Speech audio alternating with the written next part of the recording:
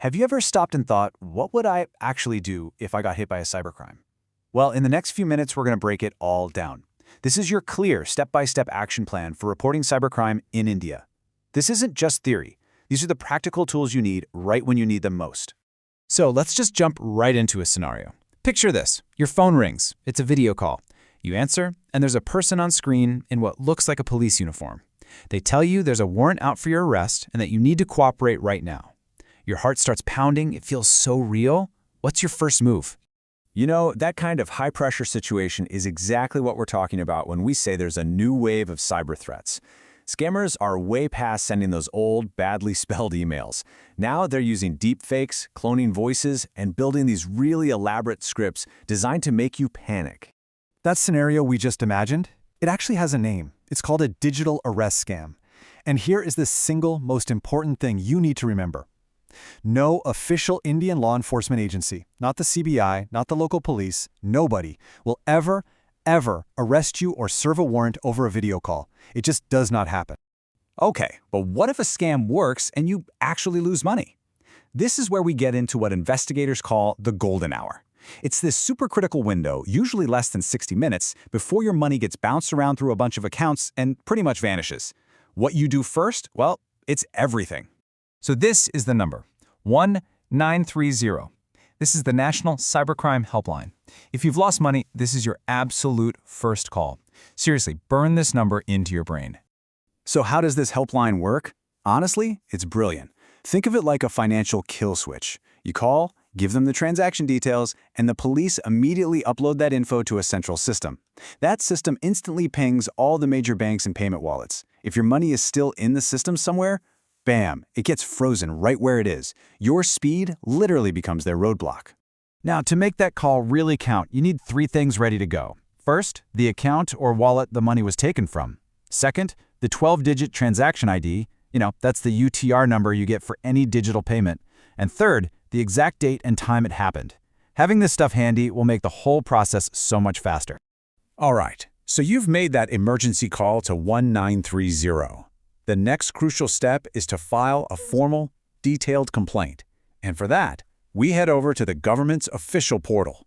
This is the National Cybercrime Reporting Portal at cybercrime.gov.in. And the best part about this portal is that you can report a crime from literally anywhere in India, and the system automatically sends it to the right local police station to start the investigation. Okay, let's quickly walk through how to register. It's actually really straightforward. First, you go to the website, cybercrime.gov.in. Then, you'll click File a Complaint and accept the terms. From there, you just select Report Other Cybercrime and hit New User.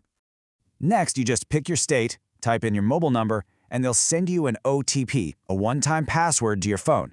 You pop that code in, and that's it. You're verified, and you're in the main dashboard, ready to file all the details of what happened. Once you're in, you'll see you need to pick a category for your complaint. Don't stress about getting it perfect. Just choose the one that fits best, like financial fraud or social media crimes. Picking the right category just helps get your case to the right technical experts a whole lot faster. So, filing the complaint is one thing. But for the police to actually build a strong case, they need evidence. In the digital world, this means creating a really clear trail of what happened, step by step. And that brings me to probably the single most important idea to keep in mind, a quote from our source material that just says it all. Screenshots are the new fingerprints. You have to think this way. Document everything you possibly can. So what kind of evidence are we talking about? Well, for financial fraud, it's things like bank statements and transaction messages. For social media crime, and this is so important, you need the URL of the fake profile, not just the picture of the name. And for a phishing scam, investigators need that original email file to trace where it came from. We've covered the procedure, the how-to of reporting. But now, let's talk about your rights. Because honestly, knowing what you are legally entitled to is a huge part of taking back control of the situation. One of your most powerful rights is something called a zero FIR. What this means is you can walk into any police station in the country to report a cybercrime, even if the whole thing happened in a totally different city. They are legally required to register your complaint right then and there, and then transfer it to the right place. The difference here is simple, but it's massive. In the past, the police could just turn you away and say, sorry, not our jurisdiction. With a zero FIR, that can't happen. Registration is mandatory no matter where you are. The burden is on them to transfer the case, not on you to find the right station. It's a real game changer for victims. Okay, but here's a question that a lot of people have.